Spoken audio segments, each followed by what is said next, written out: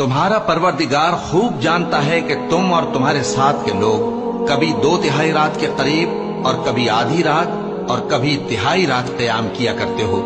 اور اللہ رات اور دن کا اندازہ رکھتا ہے۔ اس نے معلوم کیا کہ تم اس کو نبھا نہ سکو گے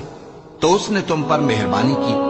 پس جتنا آسانی سے ہو سکے اتنا قرآن پڑھ لیا کرو۔ اس نے جانا کہ تم میں بعض بیمار بھی ہوں گے اور بعض اللہ کے فضل یعنی معاش کی تلاش میں ملک میں سفر کریں گے اور بعض اللہ کی راہ میں لڑیں گے، تو جتنا آسانی سے ہو سکے اتنا قرآن پڑھ لیا کرو،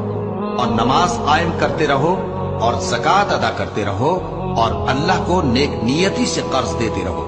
اور جو عمل نیک تم اپنے لیے آگے بھیجو گے اس کو اللہ کے ہاں بہتر اور صلے میں بہت عظیم پاؤ گے،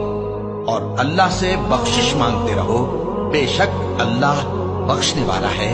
مہربان ہے۔